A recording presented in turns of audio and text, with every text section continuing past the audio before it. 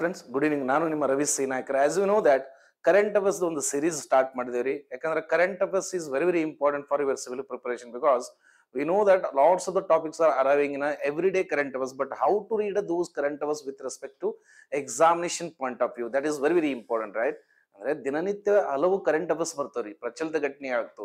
ಆದ್ರೆ ಈ current affairs ಇವಾಗಲೇ ಯಾಕೆ ಆಗ್ತಾ ಇದೆ, ಇದ್ರ ಹಿಂದೆ ಏನಾದ್ರೂ ಹಿನ್ನೆಲೆ ಇದೆಯಾ, ಇದರಿಂದ ಏನಾದ್ರೂ ಪರೀಕ್ಷೆಯಲ್ಲಿ we can have any guess analysis ಮಾಡ್ಕೊಂತ ವಿ ಹ್ಯಾವ್ ಟು ಸ್ಟಾರ್ಟ್ ರೀ. ಯಾಕಂದ್ರೆ ನಿಮ್ಮ ಎಕ್ಸಾಮ್ ಬಂದಾಗ ಕೊನೆಯ ಹಂತದಲ್ಲಿ ಮಾಡುವ current affairs video they are different, but the regular current affairs are very important. ಅಂದ್ರೆ ಕೊನೆಯ ಹಂತದಲ್ಲಿ ನಾವು ಸ್ಟಾಟಿಕ್ ಪೋರ್ಷನ್ ಹೇಗಾದ್ರೂ ಕವರ್ ಮಾಡಬಹುದು, ಹೇಗಾದ್ರೂ ನೆನಪಿಟ್ಟುಕೊಳ್ಳಬಹುದು. ಆದರೆ ದಿನನಿತ್ಯ ಮಾಡುವ ಕರೆಂಟ್ ಅಫೇರ್ಸ್ ನಿಮ್ಮ ಸಬ್ಜೆಕ್ಟ್ ನ ರಿವಿಷನ್ ಮಾಡ್ಲಿಕ್ಕೆ ಟ್ರೈ ಮಾಡ್ರಿ, so that then you will understand. Okay, ಹಾಗಾದ್ರೆ current affairs is not a separate subject, it's a mixture of all subjects ಅಂತ. ಅಂದ್ರೆ ಪ್ರಚಲಿತ ಘಟನೆ ಒಂದು ಸಪರೇಟ್ ವಿಷಯ ಅಲ್ಲ ರೀ, ಎಲ್ಲಾ ವಿಷಯಗಳನ್ನ ಒಳಗೊಂಡ ಒಂದು ಕರೆಂಟ್ ಅಫೇರ್ಸ್ ವಿಷಯ ಅಂದ್ರೆ ಕರೆಂಟ್ ಅಫೇರ್ಸ್ ಪ್ರಚಲಿತ ಘಟನೆ ಅಂತೀವಿ.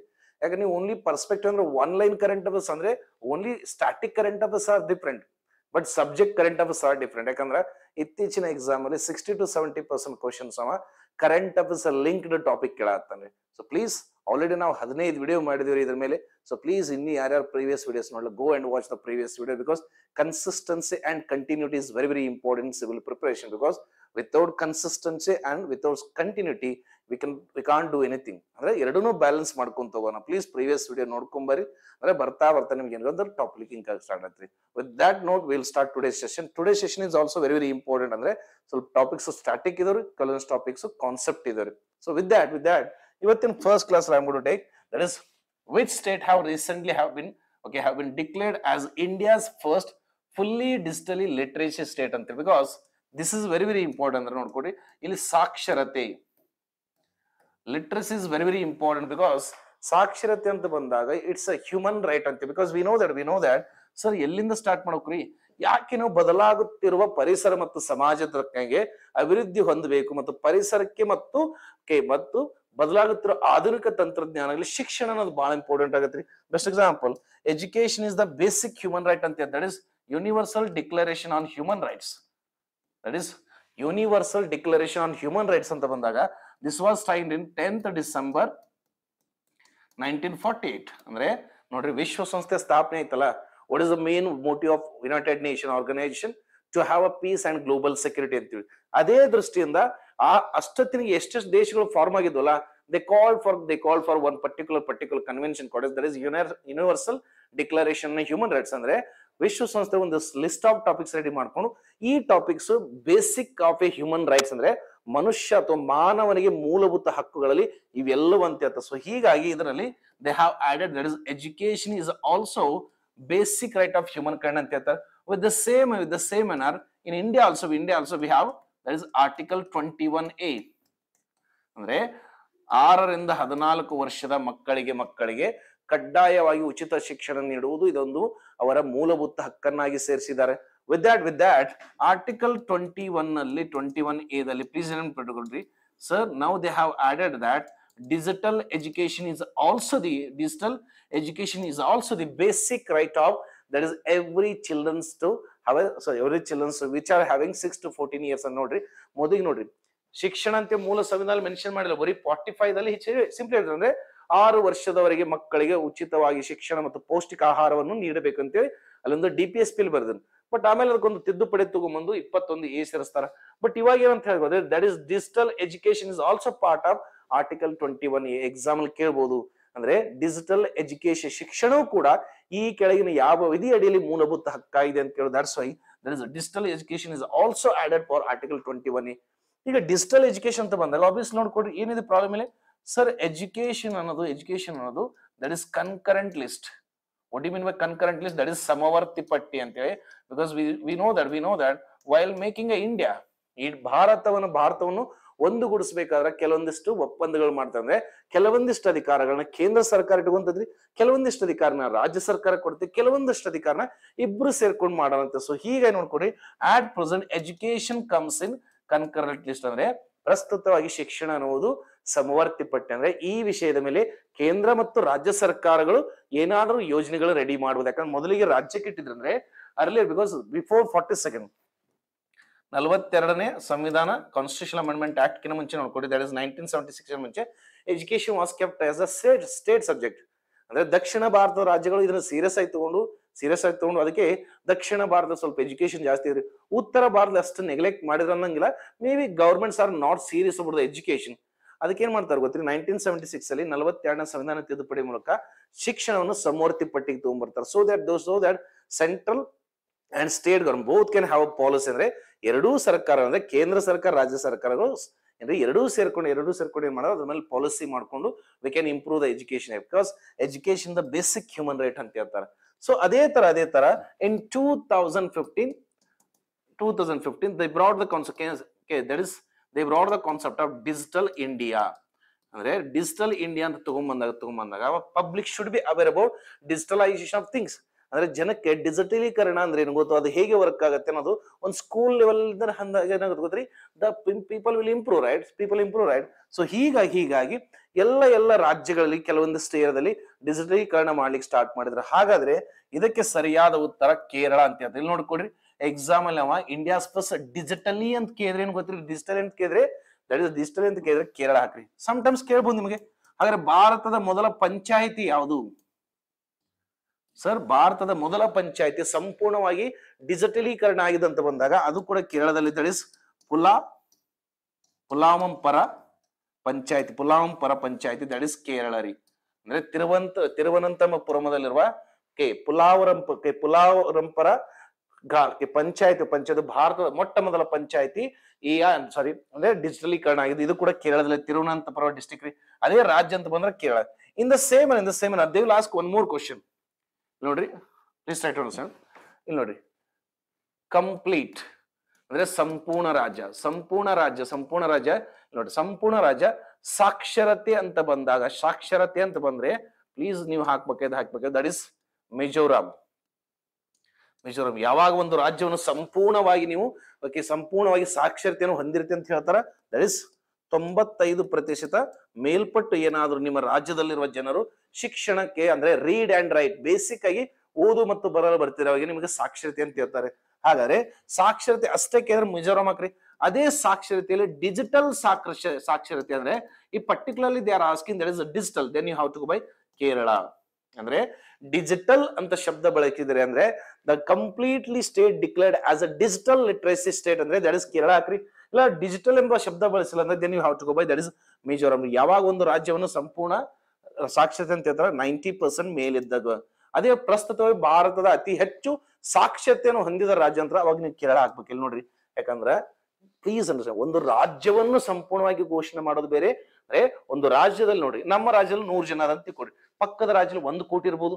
ಈಗ ನೋಡ್ರಿ, ಸಂಪೂರ್ಣ ಸಾಕ್ಷರತೆ ಹೊಂದಿರೋ ರಾಜ್ಯ ಅಂದ್ರೆ ಕೇರಳ ಬರ್ತೇವಿ, ಸರಿ. ಸಂಪೂರ್ಣ ಅಂತ ರಾಜ್ಯ ಅಂದಾಗ ನಮ್ದು ಇದು ಬರ್ತೈತ್ರಿ. ಅದೇ 1 ಕೋಟಿ ಜನದಲ್ಲಿ ಅತಿ ಹೆಚ್ಚು ಜನ ಇದ್ದಾಗ ಏನ್ ಮಾಡ್ತೀರಿ, ಅತಿ ಹೆಚ್ಚು ಸಾಕ್ಷರತೆಯನ್ನು ಹೊಂದಿದ ರಾಜ್ಯ ಅಂದ್ರೆ ಕೇರಳ ಹಾಕ್ರಿ.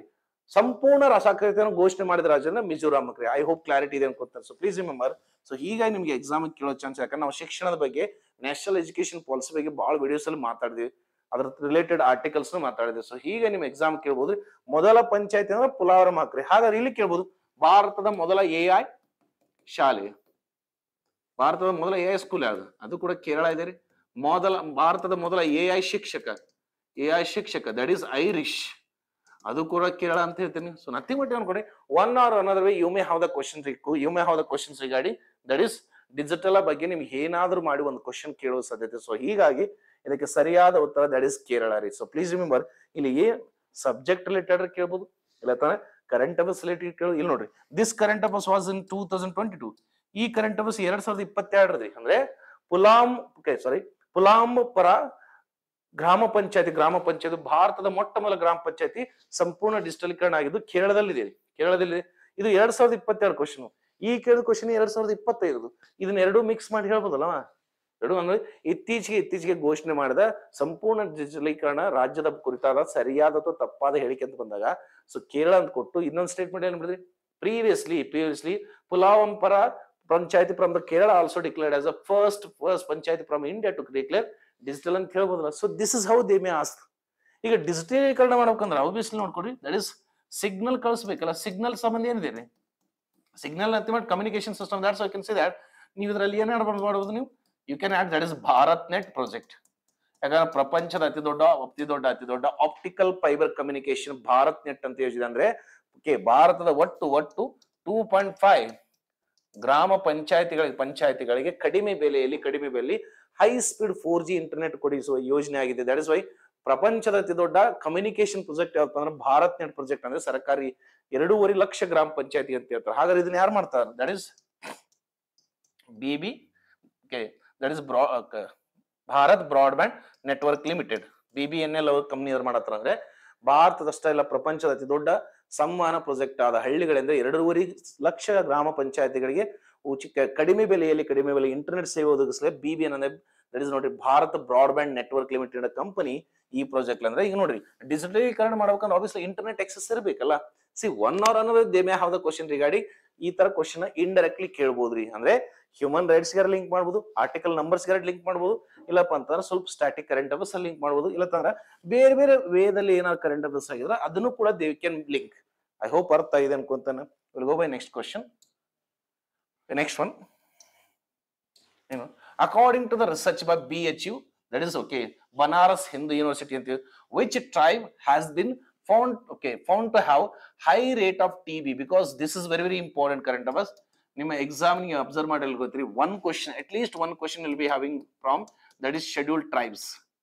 ಸರ್ ನೀವು ಯಾವುದೇ ಎಕ್ಸಾಮ್ ತೆಗೆದು ನೋಡ್ಕೊಳ್ಳಿ, at least 1 question you guys are going to have question regarding that is scheduled tribe. ಅಂದ್ರೆ ಬುಡಕಟ್ಟು ಜನಾಂಗದ ಮೇಲೆ ಒಂದು ಕ್ವಶನ್ ಇದ್ದಿರುತ್ತೆ ಸರ್. But why so? ಹಾಗಾದ್ರೆ ಪ್ರತಿ ಎಕ್ಸಾಮ್ ಅಲ್ಲಿ why so? Why? Because see we are the Indian side, ಭಾರತೀಯರು ಎಲ್ಲರಿಗೂ ಸಮಾನ ಅಂತ ಬಂದಾಗ obviously we have that is article 14 ಏನಂತಾರೆ? equality before law and equal protection of law. And article 15 ಏನಂತ? there should be no discrimination based on caste, religion, gender, race and birth place ಅಂತ ಹೇಳ್ತಾ ಇದೆ. ಅಂದ್ರೆ ಯಾವುದೇ ಒಬ್ಬ ವ್ಯಕ್ತಿಯನ್ನು ಜಾತಿ, ಲಿಂಗ, ಧರ್ಮ, ಬಣ್ಣ ಮತ್ತು ಜನ್ಮ ಸ್ಥಳದ ಆಧಾರದ ಮೇಲೆ ಭೇದ ಭಾವ ಮಾಡುವಂತಿಲ್ಲ ಅಂದಾಗ, sir if I am living in a certain forest area, ನಾವು ಒಬ್ಬ ಫಾರೆಸ್ಟ್ ಏರಿಯಾದಲ್ಲಿ ಇದ್ದೀನಿ, ಆದ್ರೆ ಫಾರೆಸ್ಟ್ ಅಂತನ ಐ ಆಮ್ ಆಲ್ಸೋ ಇಂಡಿಯನ್, ಭಾರತೀಯ ಪ್ರಜೆ ಇದೀನಿ. ಆದರೆ ಮತ್ ಸರ್ಕಾರ ನನ್ನನ್ನು ಯೋಜನೆ ಮುಖಾಂತರ ಕಾಪಾಡ್ಬೇಕಲ್ಲ. ಸರ್ ಕಾಪಾಡ್ಬೇಕಂದ್ರೆ ಏನ ಗೊತ್ತ್ರಿ? ಕಾಪಾಡ್ಬೇಕಂದ್ರೆ ನೋಡ್ರಿ sir, 73rd and 74th Constitutional Amendment Act, they are related to only few areas. ಅಂದ್ರೆ except ಏನ್ರಿ? that is schedule 4 and 5 ಅಂತಿದೆ. ಅಂದ್ರೆ 4 ಮತ್ತು 5 ಅನುಸೂಚಿಯಲ್ಲಿ ಹೇಳಲಾದ ಬುಡಕಟ್ಟು ಜನಾಂಗ ಪ್ರದೇಶವನ್ನು ಬಿಟ್ಟು ಇಂಪ್ಲಿಮೆಂಟ್ ಆಗಿದ್ರು.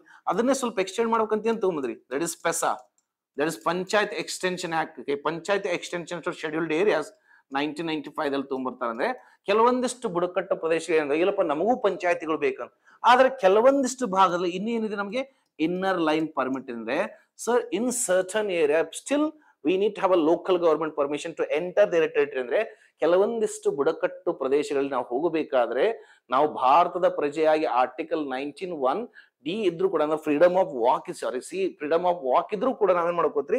ಇನ್ನರ್ ಲೈನ್ ಪರ್ಮಿಟ್ ಯಾರು ಕೊಡ್ತಾರ? ಸ್ಥಳೀಯ ಸರ್ಕಾರಗಳು.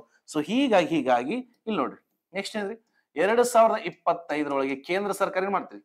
ಕೇಂದ್ರ ಸರ್ಕಾರ ಒಂದು ಘೋಷಣೆ ಮಾಡಿದೆ. ಅಂದ್ರೆ by 2015 government of India said that we are going to eliminate TB. ನೆನಪಿಟ್ಟುಕೊಡ್ರಿ, ಅಂದ್ರೆ 2025 ಅನ್ನೋದ್ರೊಳಗೆ ಭಾರತದಿಂದ TB ಮುಕ್ತ ಭಾರತ ಅಂತ ಹೇಳಿದ್ರು. ಹಾಗಾದ್ರೆ WHO ಏನ್ ಹೇಳ್ತದ್ರಿ? ಪ್ರಪಂಚದಿಂದ ನಾ TB ಅನ್ನು 2030ಕ್ಕೆ ಹೊಡೆದೋಡಿಸ್ತಾನೆ ಅಂತ. ಯಾಕಂದ್ರೆ ನೋಡ್ರಿ ಇತ್ತೀಚಿನ ಎಕ್ಸಾಮ್ಸ್ ಅಲ್ಲಿ commitment taken by international organisation, the central government and state governments ಕೇಳತ್ತಾನ. ಬೇಕಾದ್ರೆ PSI 545 ರೀ ಎಕ್ಸಾಮ್ ತೆಗೆದು ನೋಡ್ಕೊಡ್ರಿ. ಈ ಕೆಳಗಿನ ಯಾವ ವರ್ಷದಂದು ಕರ್ನಾಟಕ ರಾಜ್ಯವು ಸಿಕಲ್ ಸೆಲ್ ಎನಿಮಿಯಾ ರೋಗವನ್ನು ಹೊಡೆದೋಡಿಸುವ ಗುರಿಯನ್ನು ಹೊಂದಿತ್ತು ಅಂತ ಕೇಳಿದಾನೆ. ಯಾವುದೋ ಒಂದು ಎಕ್ಸಾಮ್ ಅಲ್ಲಿ ದಟ್ ಇಸ್ 2023 ಏನೊಂದು ಘೋಷಣೆ ಮಾಡಲಾಗಿದೆ? ದಟ್ ಇಸ್ ಓಕೆ, ನಾವೇಂತೀವಿ that is year of millet, international year of millet ಅಂತ ಹೇಳ್ತೀವಿ. ಅದೇ ಟೈಪ್ TB ಅನ್ನು 2025 ಹೊಡೆದೋಡ್ಕೊಂಡ್ರ ಸರ್ ಕೆಲವೊಂದಿಷ್ಟು ಬುಡಕಟ್ಟು ಜನಾಂಗದ ಪ್ರದೇಶದಲ್ಲಿ ಹೋಗ್ಲಿಕ್ಕೆ ಸ್ವಲ್ಪ ನಿಷೇಧ ಇದೆ ಇಲ್ಲ, ಮತ್ತೆ ಅಲ್ಲಿನೂ ಹೋಗಿ ನಾವು ಸರ್ವೆ ಮಾಡ್ಬೇಕಲ್ಲ.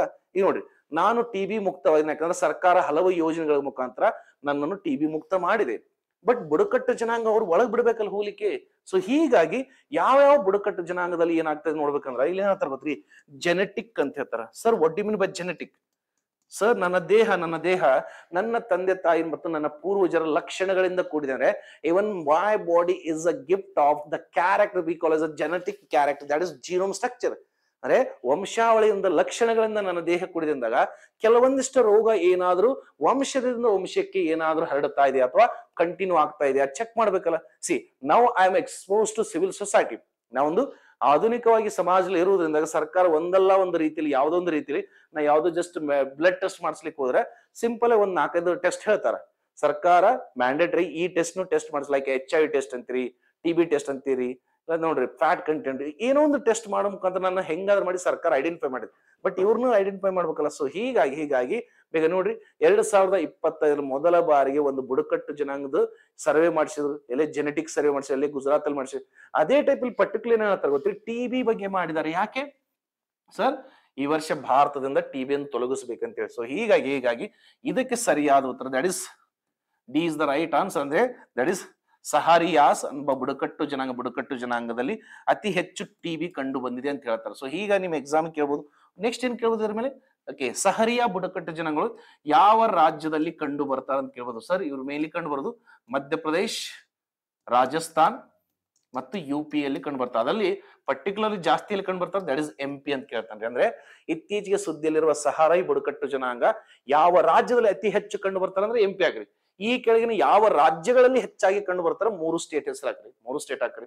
ಇಲ್ಲಪ್ಪ ಅಂದ್ರೆ which of the following statement is true or not true regarding recently Sahariya tribal groups ವಿಚಾರನ ನ್ಯೂಸ್ ಅಂತ ಕೇಳಿದ್ರೆ ಇತ್ತೀಚೆಗೆ ಸುದ್ದಿಯಲ್ಲಿರುವ ಸಹರಿಯಾ ಎಂಬ ಬುಡಕಟ್ಟು ಜನಾಂಗ ಕುರಿತಾಗಿ ಕೆಳಗಿನ ಯಾವ ಹೇಳಿಕೆ ಸರಿಯಾಗಿದೆ ತಪ್ಪಾಗಿದೆ ನೋಡ್ಕೊಡ್ರಿ. Best example I will give one example. 2021 ನಲ್ಲಿ ಒಂದು ಸಲಗ ಅಂತ ಒಂದು ಪಿಕ್ಚರ್ ಬಹಳ ಪಾಪ್ಯುಲರ್ ಆಗಿತ್ರಿ. ಯಾಕಂದ್ರೆ ಸಿದ್ಧಿ ಜನಾಂಗದ ಅದೇ ಬೇಕು ನೋಡ್ರಿ. 2021 PSI 545 ಎಕ್ಸಾಮ್ ಅಕ್ಟೋಬರ್ 3 ಐತ್ರಿ. ಅಲ್ಲಿ ಬುಡಕಕ್ಕೆ ಸಿದ್ಧಿ ಜನಾಂಗದ ಲಕ್ಷಣವನ್ನು ಎಕ್ಸ್ಪ್ಲೇನ್ ಮಾಡ್ಕೊಂಡು which of the following tribal group is going to resemble the above character ಅಂತ ಕೇಳಿದ್ರೆ ಅಂದ್ರೆ ಸಿದ್ಧಿ ಬುಡಕಟ್ಟು ಜನಾಂಗದ ಲಕ್ಷಣ ಒಂದು ಪ್ಯಾರಾಗ್ರಾಫ್ ಅಲ್ಲಿ ಹೇಳಿ ಈ ಲಕ್ಷಣಗಳನ್ನು ಈ ಕೆಳಗಿನ ಯಾವ ಬುಡಕಟ್ಟು ಜನಾಂಗ ಹೊಂದುತ್ತಿದೆ ಅನ್ನೋದು PSI 545 ಕ್ವಶನ್. ಅದೇ ಆದ್ಮೇಲೆ 2021 ಡಿಸೆಂಬರ್ 5ನೇ ತಾರೀಕಿಗೆ ಗ್ರೂಪ್ C ಎಕ್ಸಾಮ್ ಆಗಿದ್ರಿ. ಅವಾಗ ಬೇಕಾದ್ರೆ ನೋಡ್ಕೊಳ್ಳಿ ಈ ಕೆಳಗಿನ ಯಾವ ಭಾಷೆಯನ್ನು 21ನೇ ಸಂವಿಧಾನ ತಿದ್ದುಪಡಿ ಮುಖಾಂತರ 8ನೇ ಅನುಸೂಚಿಗೆ ಸೇರಿಸಲಾಗಿತ್ತು ಅಂತ ಕೇಳಿದೆ. ಅಂದ್ರೆ Sindhi was the option. Nothing but ಏನ್ ಗೊತ್ತ್ರಿ, ಯಾವ್ದಾರ ಬುಡಕಟ್ಟು ಜನಾಂಗ ಇದ್ದಾರ ಅವ್ರ ಪ್ಲೇಸ್ ಕೇಳ್ಬೋದು, ನೆಕ್ಸ್ಟ್ ಅವ್ರು ಆಡುವ ಭಾಷೆ ಕೇಳ್ಬೋದು, ಇತ್ತ ಅವ್ರ ಲಕ್ಷಣಗಳನ್ನ ಕೇಳ್ಬೋದ್ರಿ. ಸೊ ಹೀಗಾಗಿ ಎಕ್ಸಾಮ್ ಕೊಡ್ರಿ. ನಿಮ್ಮ ಎಕ್ಸಾಮ್ ಹೋಗೋದಕ್ಕಿಂತ ಮುಂಚೆ ಒಂದು ಸ್ಟ್ಯಾಟಿಕ್ ಏನ್ ಮಾಡ್ರಿ ಅಂದ್ರೆ ಟ್ರೈಬಲ್ ಗ್ರೂಪ್ಸ್ ಇನ್ ಇಂಡಿಯಾ ಇದನ್ನ ಮಾಡ್ಕೊಡ್ರಿ. ನೆಕ್ಸ್ಟ್ ಏನ್ ಮಾಡ್ರಿ ಸೆನ್ಸಸ್. ಈಗ ಸದ್ಯ ನಮ್ ಸೆನ್ಸಸ್ ಇರೋದೇನ್ರಿ 2011 ಗಣಿತ ಇಲ್ಲ, 2021 ಬಂದಿಲ್ಲ. ಅತಿ ಹೆಚ್ಚಾಗಿ ಕಂಡು ಬುಡಕಟ್ಟು ಜನಾಂಗ ಅದು ಭಾರತದಲ್ಲಿ ಬಿಲ್ಸ್ ಕಂಡು ಬರ್ತಾರೆ. ಸೆಕೆಂಡ್ ಪ್ಲೇಸ್ಗೆ ಯಾರಿದಾರ? ಗೋಂಡಾಸ್. ಥರ್ಡ್ ಪ್ಲೇಸ್ಗೆ ಯಾರಿದ್ರಿ? ಸಂತಾಲ್. ಅಂದ್ರೆ ದ್ರೌಪದಿ ಮುರ್ಮು ಇರೋದಲ್ರಿ. ಅಂದ್ರೆ ದ್ರೌಪದಿ ಮುರ್ಮು ಭಾರತದ ಮೊದಲ ನೋಡ್ಕೊಡಿ ಬುಡಕಟ್ಟು ಜನಾಂಗದ ಪ್ರೆಸಿಡೆಂಟ್ ಯಾರು? That is Draupadi Murmu. ಅವರು ಕೂಡ ಸಂತಾಲ್ ಸಮುದಾಯಕ್ಕೆ ಸೇರಿದ್ರಿ. ಸೊ ಹೀಗಾಗಿ 1 ಅವರ್ ಅನ್ನೋದ್ರ ಬಗ್ಗೆ ನಿಮ್ಗೆ ಎಕ್ಸಾಮ್ ಕೇಳ್ಬೋದು. ನೀವು ಇಲ್ಲೇ ನೋಡ್ಕೊಡಿ, ಇಲ್ಲೇ ಆಪ್ಷನ್ಸ್ ನೋಡಿ. Go by the option. Gonds ಅತಿ ಹೆಚ್ಚಲ್ಲಿ ಕಂಡು ಬರ್ತಾರೆ sir. Again that is Telangana, Andhra Pradesh, Madhya Pradesh ಕಂಡು ಬರ್ತಾರೆ. ಮುಂಡಾಸ್ ಎಲ್ಲಿ ಕಂಡು ಬರ್ತಾರೆ ಜಾಸ್ತಿ? ಒಡಿಸ್ಸಾ, ಜಾರ್ಖಂಡ್, ಬಿಹಾರ್ ಬಾರ್ಡರ್ಸ್ ಅಲ್ಲಿ ಕಂಡು ಬರ್ತಾರೆ. ಅದೇ ಕಾಶಿಯಲ್ಲಿ ಬರ್ತಾರೆ. We know that is Khasi ಅಂದ್ರೆ ಮೇಘಾಲಯ. ಕಾಶಿ ಅಂದ್ರೆ Meghalaya. Because we know that Khasi, Garo, Jaintia ಅಂತ ಒಂದು ನಾವು ಬೆಟ್ಟಗಳ ಸಿರೀಸ್ ನೋಡ್ತೀವಿ. ಅಂದ್ರೆ ದಟ್ ಇಸ್ ಕಾಶಿ, ಗಾರೋ, ಜನೆತ್ ಅಂತ 3 ಬೆಟ್ಟಗಳ ಹೆಸರು ಓದ್ತೀವಿ ನಾವು ಮೇಘಾಲಯದಲ್ಲಿ. ಸೊ ನಥಿಂಗ್ ಬಟ್ ಏನ್ ಗೊತ್ತ್ರಿ 1 ಅವರ್ ಅನ್ನೋದ್ರ ಬಗ್ಗೆ ದಿವ್ ಲಾಸ್ಟ್ ಕ್ವಶನ್ ರೀ. ಹೇಗೆ ಕೇಳ್ಬೋದು ಅಂತ ನಾ ಎಕ್ಸ್ಪ್ಲೈನ್ ಮಾಡಿದ್ರೆ ಪ್ಲೀಸ್ ನಾ ಏನೇನು ಪಾಯಿಂಟ್ಸ್ ಹೇಳಿದ್ರೆ ಅವನ್ನ ಸ್ವಲ್ಪ ನೀವು ನೋಟ್ಸ್ ಮಾಡ್ಕೊಡ್ರಿ. ಸೊ ಇದಕ್ಕೆ ಸರಿಯಾದ ಉತ್ತರ ಸಹರಿಯಾ. ಸರ್ ಮತ್ ಬುಡಕಟ್ಟು ಜನಾಂಗ ಏನ್ ಕೇಳ್ಬೇಕು ನೀವು? ಸರ್ ಸುದ್ದಿಯಲ್ಲಿ ಯಾವ್ದಾರ ಬುಡಕಟ್ಟು ಜನಾಂಗ ಇದ್ರೆ ಒಂದು reason for the current affairs and location for the current affairs. ಅಂದ್ರೆ ಯಾವ ಕಾರಣದಿಂದ ಆ ಬುಡಕಟ್ಟು ಜನಾಂಗ ಸುದ್ದಿಯಲ್ಲಿದ್ದಾರೆ ಫಸ್ಟ್ ಪಾಯಿಂಟ್. ಸೆಕೆಂಡ್ ಪಾಯಿಂಟ್, ಯಾವ ರಾಜ್ಯದಲ್ಲಿ ಅಥವಾ ಯಾವ ಗಡಿ ಭಾಗದಲ್ಲಿ ಹೆಚ್ಚಾಗಿ ಕಂಡು ಬರ್ತಾರ. If those are preparing for IAS and KS, please we have to focus on characters also. ಅಂದ್ರೆ ಅವರ ಲಕ್ಷಣಗಳು ಯಾವ ತರ ಇದೆವು, ಈ ತರ ಕ್ವಶನ್ಸ್ UPSC ಅಲ್ಲಿ ಫ್ರೀ ಮಾಡ್ತಾನೆ. ಐ ಹೋಪ್ ಅರ್ಥ ಆಗಿದೆ ಅನ್ಕೊಂತೇನೆ. Okay, please follow all the steps. Next one. Okay, which force has been allowed by Union Minister, Home Minister to participate in the biannual border talks with Bangladesh in Dhaka from August ಅಂತೇಳಿ ನೋಡ್ರಿ. biannual ಅಂತಂದ್ರೆ ಏನ್ರಿ? What you mean by biannually? That is 2 years ಕೊಮ್ಮೆ.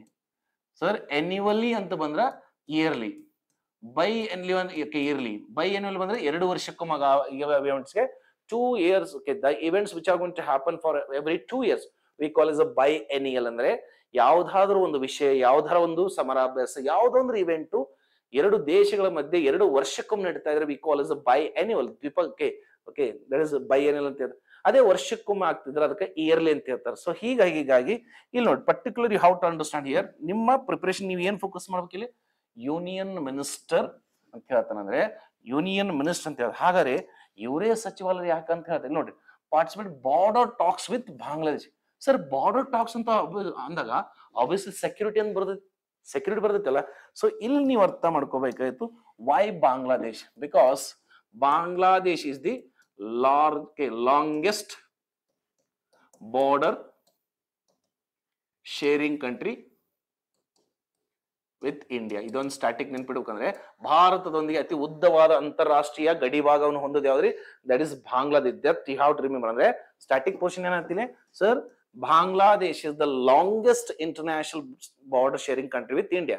Okay, next ಅಂದ್ರೆ ಭಾರತ ಮತ್ತು ಬಾಂಗ್ಲಾ ಮಧ್ಯೆ ಇರೋ ಗಡಿ ಭಾಗ ಏನಂತೀನೋ ದಟ್ ಇಸ್ ರಾಡ್ ಕ್ಲಿಪ್ ಅಂತ ಕೇಳ್ತೀವಿ. ಸೆಕೆಂಡ್ ಕರೆಂಟ್ ಅಫೇರ್ಸ್ ಆದ್ರೆ second current affairs because okay. Next ಏನ್ ಮಾಡಿ ನೀವು history, that is 1971 Indo Pak war. Indo Pak, because ಈ ಯುದ್ಧದಲ್ಲಿ ನಾವು ಭಾರತ ಬಾಂಗ್ಲಾದೇಶವನ್ನು ಒಂದು ಸ್ವತಂತ್ರ ದೇಶವಾಗಿ ನಾವು ಪೂರ್ವ ಪಾಕಿಸ್ತಾನದ ಕತ್ತಿದನ್ನ ಸ್ವತಂತ್ರವಾಗಿ ಬಾಂಗ್ಲಾದೇಶ ಅಂತೇಳಿ ಅವ್ರಿಗೆ ಬಾಂಗ್ಲಾ ಲಿಬರೇಷನ್ ಅಥವಾ ಬಾಂಗ್ಲಾ ಇಂಡಿಪೆಂಡೆನ್ಸ್ ನಾವು ಸಹಾಯ ಮಾಡಿದೆ ಅಂತ ಹೇಳ್ತಾರೆ. ಮತ್ತೆ ಮಾಡಿ ಸಮ್ ಸ್ಟಾಟಿಕ್ ಕ್ವಶನ್ ಕೇಳ್ಬೋದು. ನೆಕ್ಸ್ಟ್ ಏನ್ ಹೇಳ್ತಾನ ಗೊತ್ತೀನಿ, ನೆಕ್ಸ್ಟ್ ಅಂತ ಇಲ್ಲಿ ಏನ್ ಕೇಳ್ತಾರೆ ಗೊತ್ತೀನಿ, ಎದ್ರ ಬಗ್ಗೆ ಮಾತಾಡ, ಪಾರ್ಟಿಸಿಪೇಟ್ ಬೈಲ್ಯಾಟರಲ್ ಟಾಕ್ಸ್ ಅನ್ನ ಹೇಳ್ತಾನ, ಮಾತುಕತೆಗಳು ಅಂತ ಹೇಳ್ತಾರೆ. ಹಾಗಾದ್ರೆ ನಮ್ಮಲ್ಲಿ ನೋಡ್ಕೊಡ್ರಿ ಫೋರ್ಸ್ ಅಂತ ಬಂದಾಗ ಆಬ್ವಿಯಸ್ಲಿ ಫೋರ್ಸ್ ಅಂತ ಬಂದಾಗ please you have to remember force means we have a two types, that is external ಬೇಕು ನಮಗೆ external force and next one is internal force.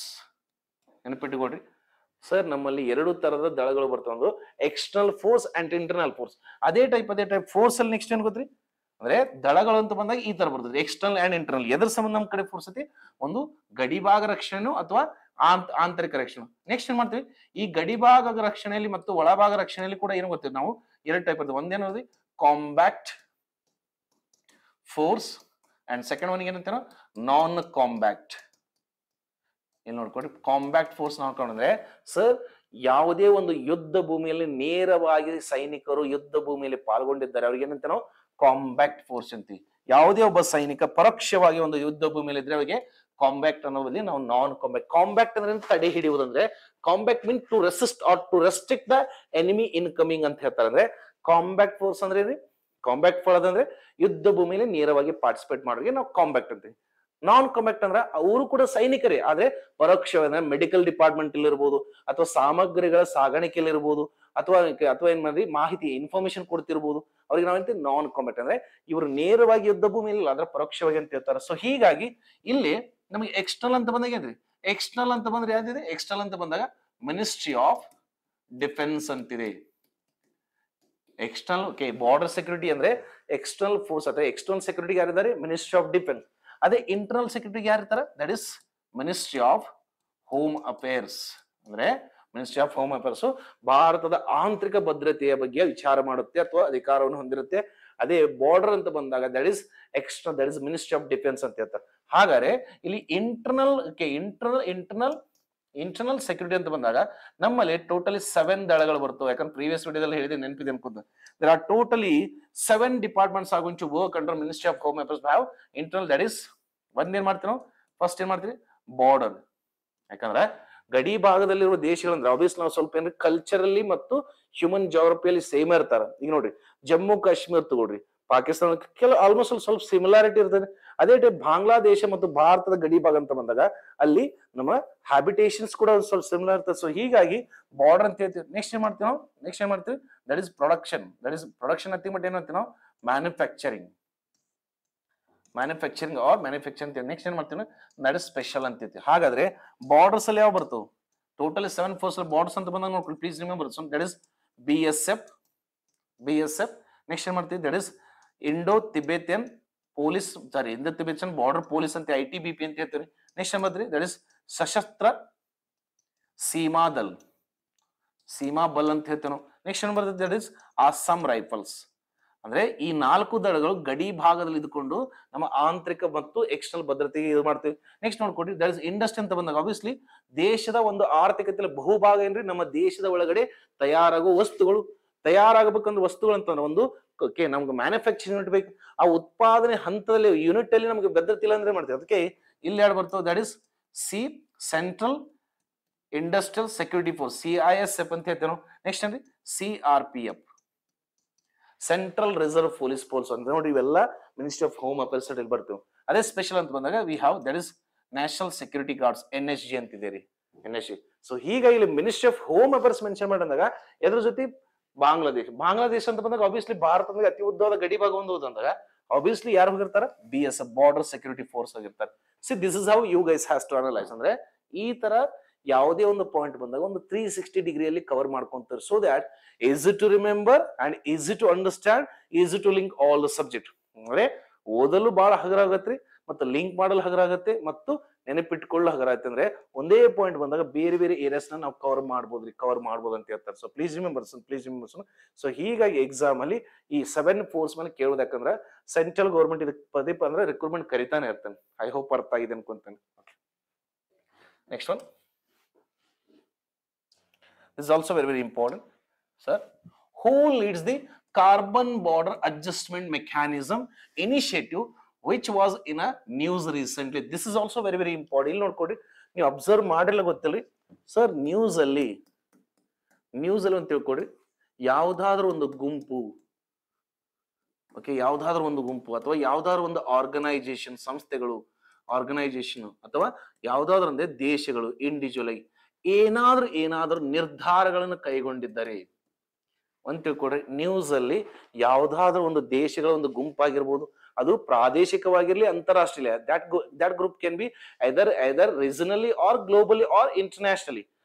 Next any organisation ಅಂದ್ರೆ ಯುನೈಟೆಡ್ ನೇಷನ್ ಇರ್ಬೋದು, WHO ಇರ್ಬೋದು, FATF ಇರ್ಬೋದು, FAO ಇರ್ಬೋದು, okay, WTO ಇರ್ಬೋದು, ಇಂಥವ್ ಏನಾದ್ರು ಆರ್ಗನೈಸೇಷನ್ ಕಮಿಟ್ಮೆಂಟ್ ತಗೊಂಡಿದ್ರೆ. ನೆಕ್ಸ್ಟ್ ದೇಶ ಅಂತ ಬಂದಾಗ ಈಗ ಯಾವ್ದಾರ ಇಂಡಿವಿಜುವಲ್ ಕಂಟ್ರಿ ಇರ್ತದ್ರಿ.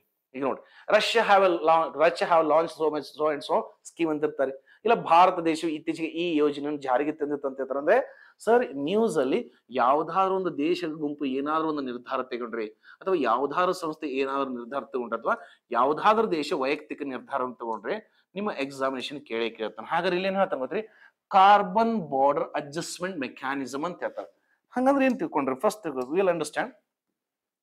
ಫಸ್ಟ್ ನಾವು ಅರ್ಥ ಮಾಡ್ಕೋಬೇಕಿದ್ದಲ್ಲಿ ಹಸಿರುಮನೆ ಅನಿಲಗಳು, ಗ್ರೀನ್ ಹೌಸ್ ಗ್ಯಾಸ್. ಅಂದ್ರೆ green house, what do you mean by green house gas? Sir, this is the earth,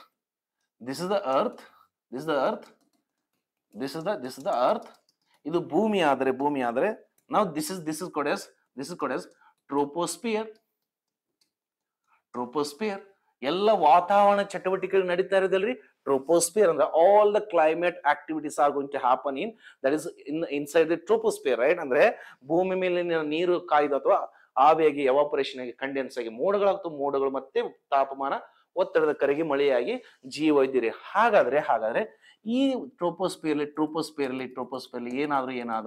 ಏನಾದ್ರೂ ಶಾಖವನ್ನು ಅಥವಾ ತಾಪಮಾನವನ್ನು ಹಿಡಿದಿಟ್ಟುಕೊಳ್ಳೋ ಸಾಮರ್ಥ್ಯ ಇರೋಕೆ ಏನಂತ ನಾವು ಗ್ರೀನ್ ಹೌಸ್ ಗ್ಯಾಸ್. ಅಂದ್ರೆ anything which have the potential to store sun radiations or temperature near to earth atmosphere, that is troposphere, we call is green house gas. Sir, ಇದರಿಂದ ಏನಾಗತ್ರಿ? Because of this one ಏನಾಯ್ತ್ರಿ?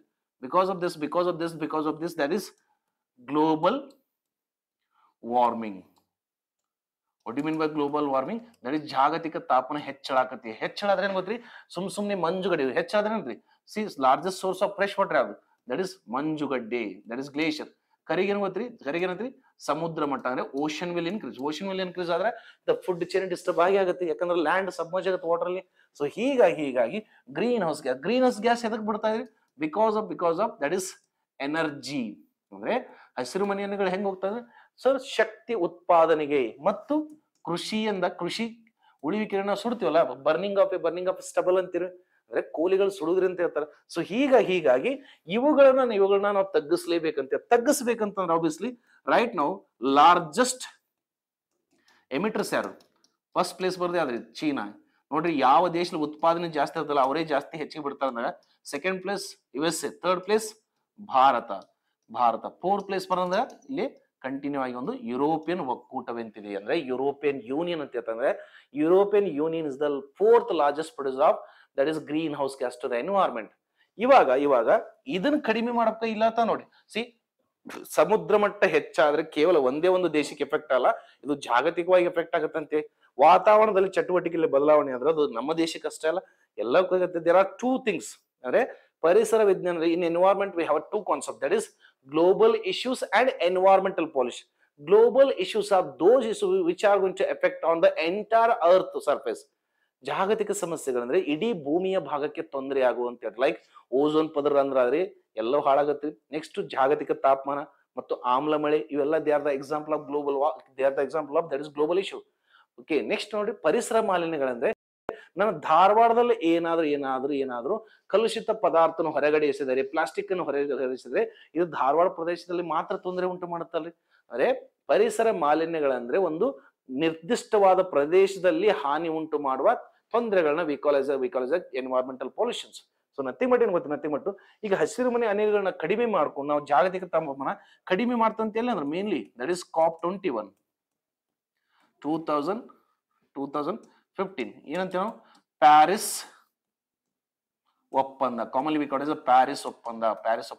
ಇದ್ರಲ್ಲಿ ಏನ್ ಮಾಡಿ ಗೊತ್ತ್ರಿ, ಎಲ್ಲರೂ 2030 ಅಂದ್ರೆ 15 ವರ್ಷ ಗುರಿ ತಗೊಂಡು ಏನಂತಾರ, ಇಲ್ಲಪ್ಪ ನಾವು ಹಸಿರು ಮನೆಯ ಅಂದ್ರೆ ಹಸಿರು ಮನೆಯ ಅನಿಲಗಳನ್ನು ಹೊರಗಡೆ ಹೋಗೋದನ್ನ ತಗ್ಗಿಸ್ತೇವೆ ಅಂತ ಹೇಳ್ತಾರ. ಅದರಲ್ಲಿ ಏನ್ ಗೊತ್ತ್ರಿ, ಇಲ್ಲಿ ಯುರೋಪಿಯನ್ ಒಕ್ಕೂಟವು ಏನ್ ಹೇಳ್ತಾರೆ ಗೊತ್ತ್ರಿ, ನಾವು 2030 ನೆನಪಿಟ್ಟುಕೊಡ್ರಿ, 2030 ಫಿಟ್ಸ್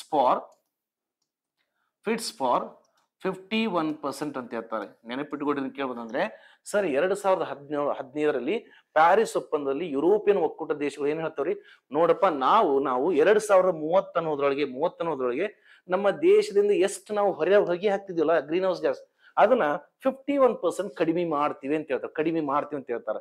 ಅದಕ್ಕೆ ನೋಡ್ಕೊಡ್ರಿ, ಇದಕ್ಕೆ ಸರಿಯಾದ ಉತ್ತರ that is European union. But ಇಲ್ಲಿ ಏನಾಗತ್ತೆ ಅಂದ್ರೆ ಕಾರ್ಬನ್ ಬಾರ್ಡರ್ ಅಡ್ಜಸ್ಟ್ಮೆಂಟ್ ಅಂತ ಹೇಳ್ತಾನೆ. ಇವಾಗ ಹಂಗಂದ್ರೆ ಸರ್, ಈಗ ನೋಡ್ರಿ, ನನಗೆ ಶಕ್ತಿ ಬೇಕಾಗಿದೆ, ಶಕ್ತಿ nothing but that is energy nothing but ಏನ್ ಹೇಳ್ತಾನೆ, ಎಲೆಕ್ಟ್ರಿಸಿಟಿ ಅಂತ ಹೇಳ್ತಾನೆ. ಈಗ ವಾಹನಗಳ ಮುಂದೆ ಹೋಗ್ಬೇಕಂದ್ರೆ ನಾ ಏನ್ ಮಾಡ್ತಾನೆ, ವಾಹನಗಳ ಮುಂದೆ ಹೋಗ್ಬೇಕಾದ್ರೆ ಪೆಟ್ರೋಲ್ ಡೀಸೆಲ್ ಸುಟ್ಟ ಏನ್ ಮಾಡ್ತೀವಿ, ಶಕ್ತಿ ತಗೊಂಡು. ಅದೇ ಟೈಪ್ ವಿದ್ಯುತ್ ಚಾಲಿತ ಅಂತ ಬಂದಾಗ ವಿದ್ಯುತ್ ಹೆಂಗ್ ತಯಾರು ಮಾಡಿರ್ತೀನಿ, ಏನೋ ಒಂದು ಸುಟ್ಟಿರ್ತಿ. ಹಾಗಾದ್ರೆ ಇಲ್ಲಿ ಹೇಳ್ತಾರೆ ಶಕ್ತಿ ಉತ್ಪಾದನೆ ಮಾಡ್ಬೇಕಂದ್ರ ಆಬ್ವಿಯಸ್ಲಿ ಏನ್ ಮಾಡ್ತೀನಿ, ಖನಿಜಗಳು ಸುಡ್ತೀನಿ. ಅಂದ್ರೆ I am going to burn either crude oil or coal ಅಂತ ಹೇಳ್ತೇನೆ. ಇವಾಗ ಇಲ್ಲಿಂದ ಏನಾಗತ್ರಿ, that is green house gas ಹೋಗಿ ಪ್ರಾಬ್ಲಮ್ ಆಗ್ತಾ ಇದೆ. ಇವಾಗ ಏನ್ ಮಾಡ್ತಾನೆ ಗೊತ್ತ್ರಿ, ಇವಾಗ ಆಂತರಿಕವಾಗಿ ನಾ ಹೊಗೆ ಬಿಡ್ತಿರ್ತೇನೆ. ಇವಾಗ ಏನಾಗ್ತಾನೆ, ನನ್ನ ಪಾಲಿಸಿ ಯೋಜನೆಗಳು ತಗೊಂಡ್ಬಂದು ನಮ್ಮಲ್ಲಿ ಏನ್ ಮಾಡ್ತೇನೆ, ಹಸಿರು ಮನೆ ಅನಿಲಗಳು ತಗ್ಗಿಸ್ತೇನೆ. ಬಟ್ ಅದೇ ಟೈಪ್ ಒಂದಿಷ್ಟು ದೇಶಗಳು ಏನ್ ಮಾಡ್ತಾರೆ, ಬೇರೊಂದು ದೇಶಗಳನ್ನ ವಸ್ತುಗಳನ್ನ ಆಮದು ಮಾಡಿಕೊಳ್ತಿರ್ತೀನಿ. ಅಂದ್ರೆ maybe in some countries always they are going to import some fuels from another country, right? ಈಗ ನಾವು ಬೇರೆ ದೇಶದಿಂದ ಕಚ್ಚಾ ತೈಲ ಕಲ್ಲಿದ್ದಲು ತಗೊಂಡ್ಬಂದು ನಮ್ಮ ದೇಶದಲ್ಲಿ ಸುಟ್ರ ಅದು ಕೂಡ ಹೋಗಿ ಬಿಡುತ್ತಲ್ಲ, that is going to also emit green house gas, right? So ಹೀಗಾಗಿ ಯುರೋಪಿಯನ್ ಒಕ್ಕೂಟದ ಒಂದು ಪಾಯಿಂಟ್ ಮಾಡ್ತಾರೆ ಅಂತೇಳಿ, ನೋಡಪ್ಪ ನಮ್ಮಲ್ಲಿ ಯಾರಾದ್ರೂ ಆಂತರಿಕವಾಗಿ ಬಂದ ಕಲ್ಲಿದ್ದಲು ಕಚ್ಚಾ ತೈಲ ಅಥವಾ ಗ್ರೀನ್ ಹೌಸ್ ಗ್ಯಾಸ್ ಎಮಿಟ್ ಮಾಡೋದನ್ನ ನಾವು 51% ತಗ್ಗಿಸ್ತೀವಿ.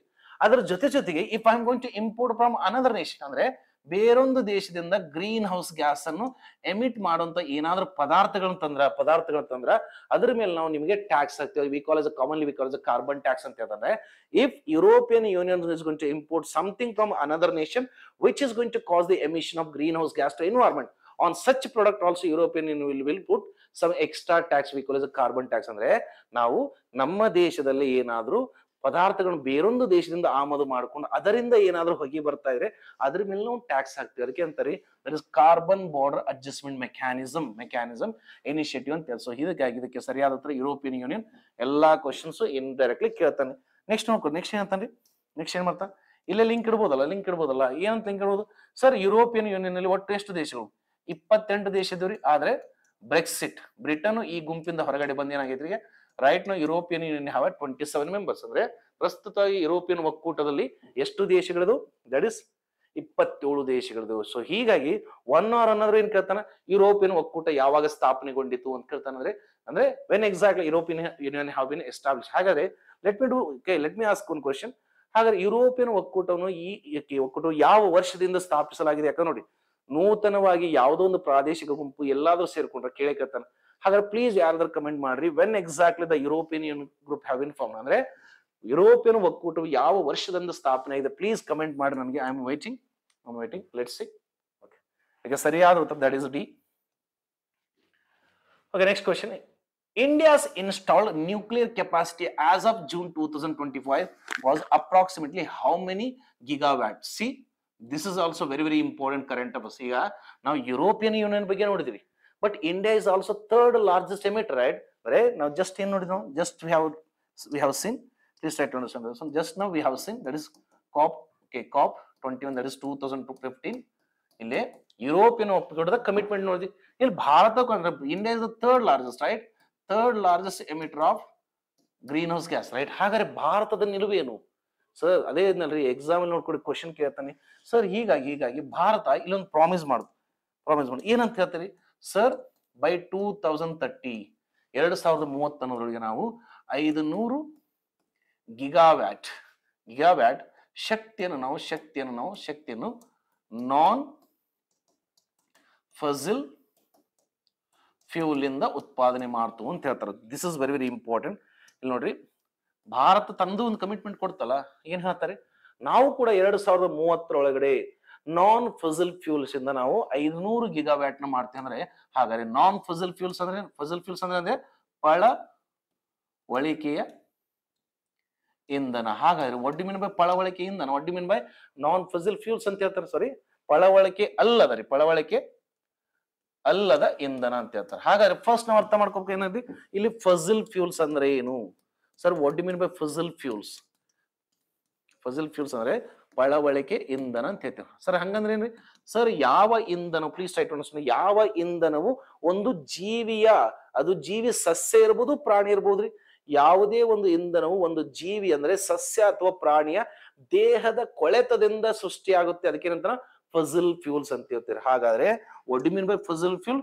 Any fuel which is made of decaying of living either plant ಇರ್ಬೋದು ಆರ್ ಆರ್ಗನಿಸಮ್. ಪ್ಲಾಂಟ್ ಏನ್ ಕನ್ವರ್ಟ್ ಆಗ್ತವೆ? ಕೋಲ್ ಆಗಿ ಕನ್ವರ್ಟ್ ಆಗ್ತವೆ sir. Animals, okay, that is organism ಏನಾಗ್ತದೆ? That is crude oil. ಇಲ್ಲ ತಂದ್ರೆ ಏನ್ರಿ? That is gas, methane gas ಅಂತ. ಅದಕ್ಕೆ ನೋಡ್ರಿ ನಾವು ಗೋಬರ್ ಗ್ಯಾಸ್ ಅಂತೀವಿ. ದನ ಕರುಗಳ ತ್ಯಾಜ್ಯದಲ್ಲಿ ಕೂಡ ಶಕ್ತಿ ಇರುತ್ತೆ ಅಲ್ಲಿ. ಸೊ ಈಗ ಏನ್ ಹೇಳ್ತಾರ ಗೊತ್ತ್ರಿ? ಏನ್ ಹೇಳ್ತಾರ ಇಲ್ಲಿ ನೋಡ್ರಿ, ನಾವು ಮಾತಾಡ್ತಾ ಇರೋದು ಬರೀ ಫಸಿಲ್ ಫ್ಯೂಲ್ಸ್ ಬಗ್ಗೆ ಮಾತ್ರ. ಈಗ ಇಂಡಿಯಾ ಏನ್ ಹೇಳ್ತೀರಿ? India committed for non fossil. ನಾ ಅಂತೀನಿ ನಾನ್ ಫಸಿಲ್ ಅಂದ್ರೆ ಏನ್ರಿ? ನಾನ್ ಫಸಿಲ್ ಅಂದ್ರೆ sir except coal, crude oil ಅಂದ್ರೆ ನಾವು ಕೋಲು, ಕ್ರೂಡ್ ಆಯಿಲ್ ಇಂದ ನಾವೇನ್ ಮಾಡ್ತೀವಿ ಗೊತ್ತ್ರಿ? 50% ಗಿಗಾವ್ಯಾಟ್ ನ ನಾವು ಇದರಿಂದ ಅಲ್ಲ ಬೇರೆಯೊಂದರಿಂದ ಹಾಕ್ತಿವಿ. ಹಾಗಾದ್ರೆ ಬೇರೆ ಅಂತಂದ್ರ ಸರ್ ಇದನ್ನ ಯಾಕೆ ಮೆನ್ಷನ್ ಮಾಡ? ಬರ್ನಿಂಗ್ ಆಫ್ ದೀಸ್, ಇದನ್ನ ಬರ್ನ್ ಮಾಡೋದ್ರಿಂದ ಏನ್ ಗೊತ್ತ್ರಿ? ಪರಿಸರಕ್ಕೆ ಏನ್ ಗೊತ್ತ್ರಿ? ಗ್ರೀನ್ ಹೌಸ್ ಗ್ಯಾಸ್ ಹೋಗ್ತಾ ಇದೆ. That's why India is the third largest. I don't know whether you believe or not. Recently ಒಂದು ಕರೆಂಟ್ ಅಫೇರ್ಸ್ ಬಂದಿತ್ತು ಅನ್ಕೋತಾನೆ, ಇದಕ್ಕೆ ಬೇಕಾದ್ರೆ ನೋಟ್ಸ್ ಆಡ್ ಮಾಡ್ಕೊಡ್ರಿ. ರೀಸೆಂಟ್ಲಿ ಒಂದು ಕರೆಂಟ್ ಅಫೇರ್ಸ್ ಬಂದಿತ್ತಲ್ರಿ. ರೀಸೆಂಟ್ಲಿ ಏನ್ ಬಂದಿದೆ? ಇಂಟರ್ನ್ಯಾಷನಲ್ ಎನರ್ಜಿ ಏಜೆನ್ಸಿ ಅಂದ್ರೆ ಇಂಟರ್ನ್ಯಾಷನಲ್ ರಿನ್ಯೂಬಲ್ ಎನರ್ಜಿ ಏಜೆನ್ಸಿ ಅಂತ ಒಂದು ಕರೆಂಟ್ ಅಫೇರ್ಸ್ ಬಂತು. ಏನಂತೆ? Largest renewable energy install capacity 2025 ಏನ್ ಬಂತು?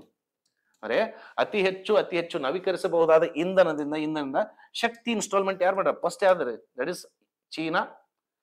ಸೆಕೆಂಡ್ ಪ್ಲೇಸ್ ಏನ್ ಬಂದ್ರಿ? USA. ಥರ್ಡ್ ಪ್ಲೇಸ್ ಏನ್ ಬಂತು? ಜರ್ಮನಿ. ಫೋರ್ತ್ ಪ್ಲೇಸ್ ಬಂದ್ರೆ ಇಂಡಿಯಾ, ಭಾರತ. ಅಂದ್ರೆ total renewable source of energy ಏನಂತ ಇಲ್ಲಿ? ಸೋಲಾರ್, ವಿಂಡ್, ಹೈಡಲ್ ಇವೆಲ್ಲ ಸೇರ್ಕೊಂಡು ಯಾರು ಟಾಪ್ ಅಲ್ಲಿ ಬರೋದು? China, USA, Germany, India. ಇದರಲ್ಲಿ ಜಸ್ಟ್ ನೀವು ಸೋಲಾರ್ ತಗೊಳ್ರಿ ಅಂದ್ರೆ ಬರೀ ಸೌರ ಶಕ್ತಿ ಅಂತ ತಗೊಂಡ್ಬಂದ್ರೆ ಟಾಪ್ ಅಲ್ಲಿ ಯಾರು ಬಂದ್ರು?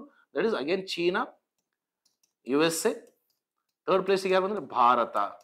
ಅಂದ್ರೆ ಭಾರತ ಒಟ್ಟು renewable source of energy instalment ಅಲ್ಲಿ ಫೋರ್ತ್ ಪ್ಲೇಸ್ ಇದೆ. ಅದರಲ್ಲಿ ಸೌರ ಶಕ್ತಿ ಅಂತ ಹೇಳಿದ್ರೆ ಇತ್ತೀಚೆಗೆ ಭಾರತಕ್ಕೆ ಜರ್ಮನಿ ದೇಶವನ್ನು ಹಿಂದಕ್ಕೆ ಥರ್ಡ್ ಪ್ಲೇಸ್ ಬಂದಿದೆ ಅಂತ. ಯಾಕೆ ಈ ತರ ಫೋಕಸ್ ಮಾಡತ್ತಾರ ಅಂದ್ರೆ, ನಾವು 500 ಗಿಗಾವ್ಯಾಟ್ ಅನ್ನು ಪಳವಳಿಕೆ ಇಂಧನ ಅಲ್ಲವುದರಿಂದ, ಅಂದ್ರೆ ಯಾವ ಇಂಧನವು ಜೀವಿಯ ದೇಹದ ದೇಹದ ಕೊಳೆತದಿಂದ ರಚಿಸಲಾಗಿಲ್ಲವೋ ಅದರಿಂದ ಅಂತ ಹೇಳ್ತಾರೆ. ಹಾಗಾದ್ರೆ ಇಲ್ಲಿ ಪಳವಳಿಕೆ ನಾನ್ ಫಸಲ್ ಅಂದ್ರೆ ಯಾವ ಬರ್ತಾವ್ರಿ? ದಟ್ ಇಸ್ ಸೋಲಾರ್ ಬರ್ಬೋದು, ವಿಂಡ್ ಬರ್ಬೋದು, ನೆಕ್ಸ್ಟ್ ಹೈಡಲ್ ಬರ್ಬೋದು, ವಾಟರ್ ಬರ್ಬೋದು, ಟೈಡಲ್ ಬರ್ಬೋದು. ನೆಕ್ಸ್ಟ್ ಏನ್ ಬರ್ತೀನಿ? That is nuclear energy. ಯಾಕಂದ್ರ ಯುರೇನಿಯಂ ಅನ್ನೋದು ಯಾವುದೇ ಜೀವಿಯ ದೇಹದ ಕೊಳೆತದಿಂದ ಅದು ನ್ಯಾಚುರಲ್ ಕಾಸಸ್ ಇಂದ ಅಂತ ಹೇಳ್ತಾರೆ. ಅಂದ್ರೆ ಮೇ ಬಿ ನೀವು ಟೈಪ್ಸ್ ಆಫ್ ರಾಕ್ಸ್ ಓದಬೇಕಾದ್ರೆ ಜೋಗ್ರಫಿಯಲ್ಲಿ ಓದಿರ್ತಿಲ್ಲ, ಇಗ್ನಿಷಿಯಸ್ ರಾಕ್ಸ್, ಮೆಟಾಮರ್ಫಿಕ್ ರಾಕ್ಸ್, ಸೆಡಿಮೆಂಟರಿ ರಾಕ್ಸ್ ಅಂತ. ಸೊ ಹೀಗಾಗಿ ಭಾರತವು 500 ಗಿಗಾವ್ಯಾಟ್ ಶಕ್ತಿಯನ್ನು ಯಾವ ಜೀವಿಯ ದೇಹದ ಕೊಳೆತದಿಂದ ಆಗಲೇ ಇರಲಾರ್ದ ಶಕ್ತಿ ಅಂತಂದ್ರೆ ಅತಿ ಮಟ್ಟಿಗೆ ಗೊತ್ತಿರಿ ಅವ್ರು ಟಾಕ್ ಮಾಡ್ತಾ ಇರೋದು that is non Fasal fuels. ಹೀಗಾಗಿ ಭಾರತ ಏನ್ ಹೇಳಿದ್ರಿ 2030 500 ಗಿಗಾವ್ಯಾಟ್. ಹಾಗಾದ್ರೆ ಪ್ರಸ್ತುತ ಪರಿಸ್ಥಿತಿ ಏನಿದೆ ಎಕ್ಸಾಮ್ ಅಲ್ಲಿ ಇದನ್ನು ಕೇಳಬಹುದಲ್ಲ, what is the current, what is the present condition ನೆನಪಿಟ್ಟುಕೊಡ್ರಿ ಸರ್. ಇನ್ನು 2030 ಇನ್ನೂ ನೋಡ್ರಿ 5 ವರ್ಷ time. Already Bharat at present ಇವತ್ತಿನ ಡೇಟ್ ಪ್ರಕಾರ ಆಟ್ ಪ್ರೆಸೆಂಟ್ ಎಷ್ಟು ಗೊತ್ತ್ರಿ, ಭಾರತ 478 ಗಿಗಾವ್ಯಾಟ್ ಅನ್ನ ಅಚೀವ್ ಮಾಡಿದೆ, ಅಂದ್ರೆ ಸಾಧಿಸಿದೇವೆ ನಾವು. And India have achieved 478. ಯಾಕಂದ್ರೆ ನೋಡ್ರಿ ಇನ್ನು ನಾವು ಕಮಿಟ್ ಆಗಿದ್ದು 2030 ಎಷ್ಟು 500. ಇದರಲ್ಲಿ ಏನೇನು ಸೇರಿದೆ, what are the thing they have added, that is solar, wind, hydel, tide. Next ಏನೈತ್ರಿ ನ್ಯೂಕ್ಲಿಯರ್ ಎನರ್ಜಿ. ಯಾಕಂದ್ರೆ nuclear energy is a clean form of energy. ಅಂದ್ರೆ ಪರಮಾಣು ಶಕ್ತಿ ಒಂದು ಶುದ್ಧ ಶಕ್ತಿಯಾಗಿ ಕೆಲಸ ಮಾಡುತ್ತದೆ. ಅದನ್ನು ಸರಿಯಾಗಿ ಬಳಕೆ ಮಾಡಿದ್ರೆ, ಅದೇ ಪರಮಾಣು ಶಕ್ತಿಯನ್ನು ನೀವು ದುರ್ಬಳಕೆ ಮಾಡಿದ್ರೆ it is going to be a most destructive energy just like a missiles.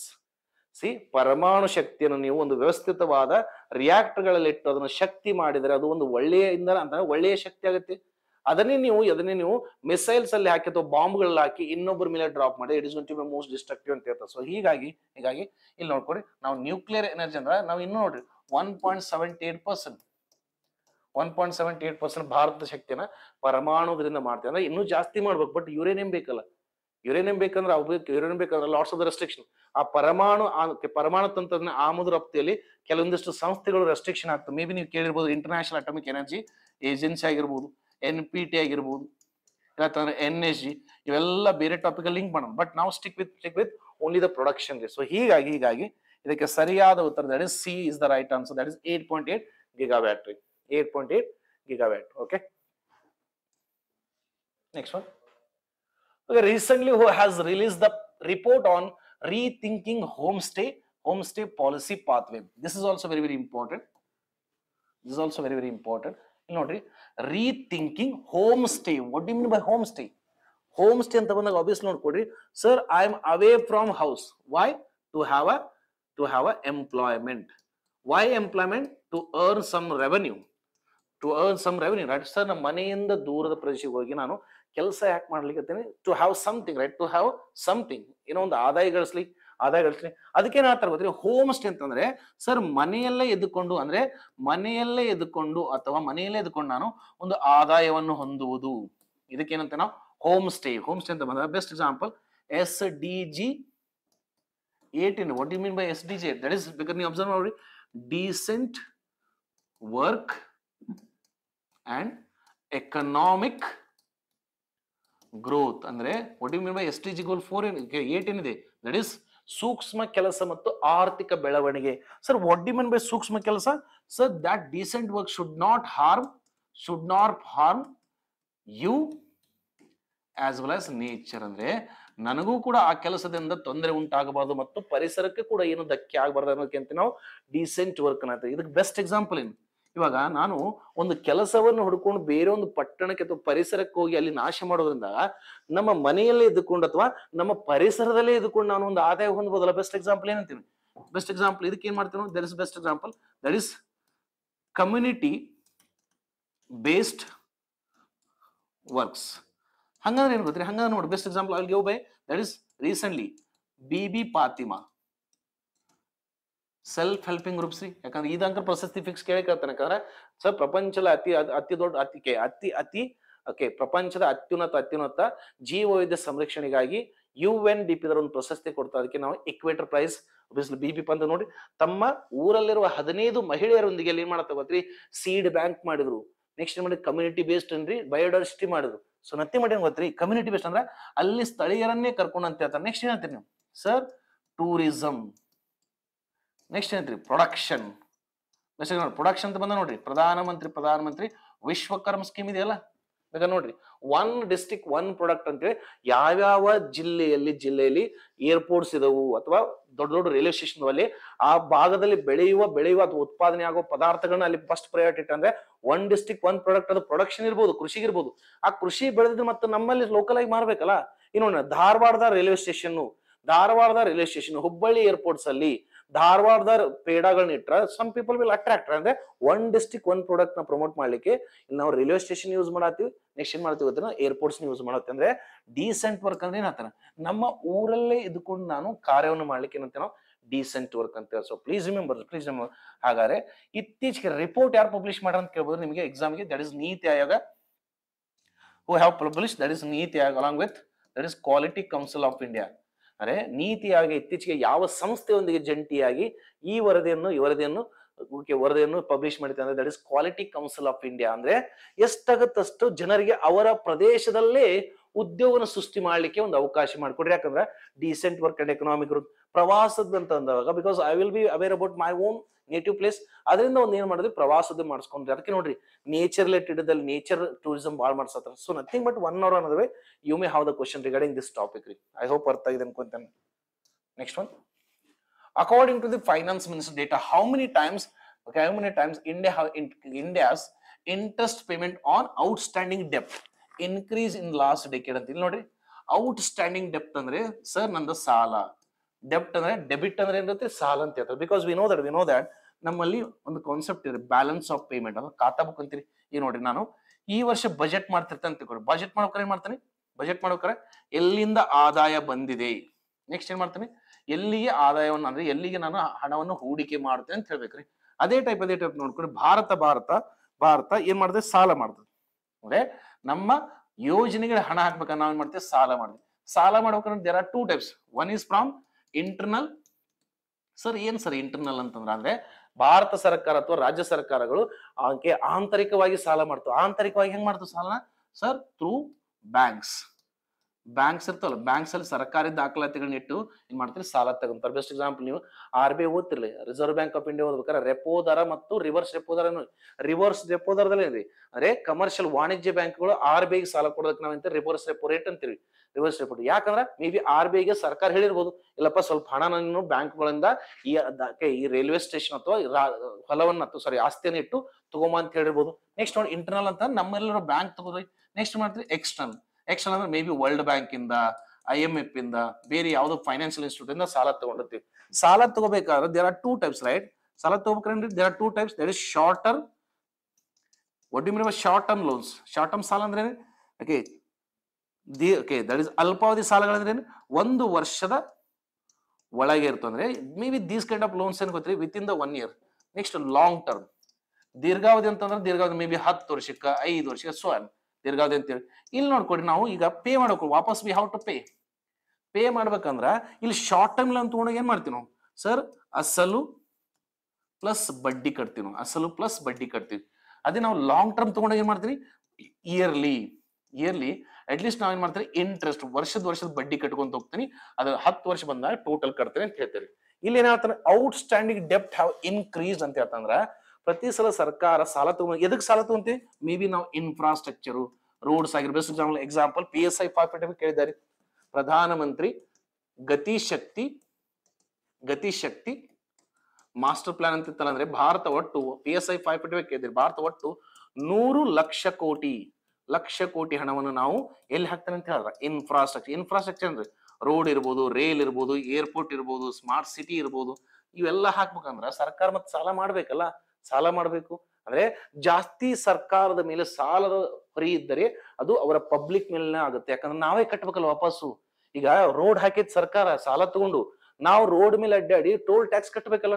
ಇಲ್ಲ ನಾವೇ ರೋಡ್ ಮೇಲೆ ಹೋಗ್ತಾ ಇಲ್ಲ, then how exactly government is going to pay back its loan amount. So that's why ಇಲ್ಲಿ ಏನಾಗ್ತಾನೆ ಗೊತ್ತ್ರಿ, ಲಾಸ್ಟ್ ಡೆಕೆಡ್. ಇಲ್ಲಿ ನೋಡ್ರಿ, last decade ಅಂತ ಬಂದಾಗ ಇವತ್ ನಾವು ನೋಡ್ಕೊಂಡು ನಾವು ಯಾರು ನೋಡ್ರಿ, ಆಗಸ್ಟ್ 2025 ಆದಾಗ ಲಾಸ್ಟ್ ಡೆಕೆಡ್ ಅಂದ್ರೆ ಯೂಶಲಿ ಹೆಂಗ ತಗೋದ್ರಿ, ಇದರಿಂದ 10 ವರ್ಷದ ಬ್ಯಾಕ್ 10 years ಬೇಕಂದ್ರೆ ಅದ್ರಿ 2015 ಇಂದ 2025ಗೆ ಎಷ್ಟು ಸಲ ನೋಡ್ರಿ ಏನ್ ಹೇಳ್ತಾನೆ, ಇಂಡಿಯಾಸ್ ಇಂಟ್ರೆಸ್ಟ್ ಪೇಮೆಂಟ್, ಬಡ್ಡಿ ಕಟ್ತೇವಲ್ಲ ನಾವು. ಬಡ್ಡಿ ಕಟ್ಟೋದಂದ್ರ ಮೇ ಬಿ ಲಾಂಗ್ ಟರ್ಮ್ ತಗೊಂಡಿರ್ಬೇಕಂತ ಅರ್ಥ, ಬರೀ ಬಡ್ಡಿ ಕಟ್ಟೋದಿಲ್ಲ.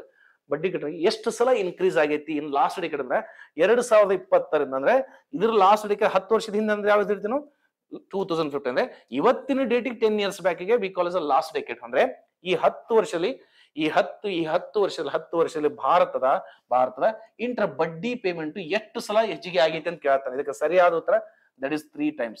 ನಥಿಂಗ್ ಬಟ್ ಏನ್ ಗೊತ್ತ್ರಿ, maybe India taking long term loans for lots of the developmental activities. ಅಂದ್ರೆ ಮೇ ಬಿ ಸರ್ಕಾರ ಅಭಿವೃದ್ಧಿ ಹೆಸರಲ್ಲಿ ಜಾಸ್ತಿ ಸಾಲ ತಗೊಂತಾ ಇದೆ, ಅದು ಏನ್ ಮಾಡೋದು ಗೊತ್ತಿಲ್ಲ ಲಾಂಗ್ ಟರ್ಮ್ ಅಂತ ಹೇಳ್ತಾನೆ. ಯಾಕಂದ್ರೆ ನೋಡ್ರಿ ಇಯರ್ಲಿ ಬಡ್ಡಿನಾದ್ರೂ ಕಟ್ಬೇಕಲ್ಲ, ಶಾರ್ಟ್ ಟೈಮ್ ಇತ್ತಂದ್ರೆ ಕೂಡ ಬಡ್ಡಿ ಅಸಲು ಕಟ್ಟಬೇಕು.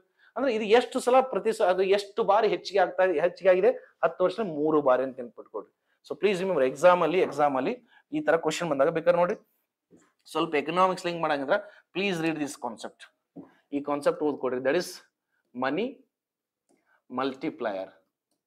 ಈ ಕಾನ್ಸೆಪ್ಟ್ ನ ಓದ್ಕೊಡ್ರಿ, ಮನಿ ಮಲ್ಟಿಪ್ಲಯರ್ ಅಂತ ಹೇಳ್ತಾರೆ. ಬೆಸ್ಟ್ ಎಕ್ಸಾಂಪಲ್ ಮನಿ ಮಲ್ಟಿಪ್ಲಯರ್ ಅಂದ್ರೆ ಏನ್ ಹೇಳ್ತೀವಿ, ಗವರ್ಮೆಂಟ್ ಹೇಳ್ತಲ್ಲ RBI ರೆಸ್ಟ್ರಿಕ್ಟ್ ಮಾಡ್ತದೆ, that is 1 by required reserved ratio. ಅಂದ್ರ ಯಾವುದೇ ಬ್ಯಾಂಕ್ ಇರ್ತದಲ್ಲ, ಬ್ಯಾಂಕ್ ಅಲ್ಲಿ ನೋಡ್ರಿ, ಬ್ಯಾಂಕ್ ಅಲ್ಲಿ ಇವಾಗ ಬ್ಯಾಂಕ್ ಎಕ್ಸ್ ಅನ್ನೋ ಒಂದು ಬ್ಯಾಂಕ್ ಅಲ್ಲಿ ಒಟ್ಟು 100 ರೂಪಾಯಿ ತಿಂತಿಕೊಡ್ರಿ. ಈ ಬ್ಯಾಂಕ್ 100 ರೂಪಾಯಿನೂ ಸಾಲ ಕೊಡಂಗಿಲ್ಲ, ಇದ್ರಾಗ ಸ್ವಲ್ಪ ಹಣ ನೀನು ರಿಸರ್ವ್ಡ್ ಇಟ್ಕೊಂತ ಹೇಳ್ತಾರೆ. ಏನ್ ಹೇಳ್ತಾರೆ ಸರ್ಕಾರ ಅಂದ್ರೆ, ಸರ್ಕಾರ ಮೀನ್ಸ್ RBI ರೈಟ್.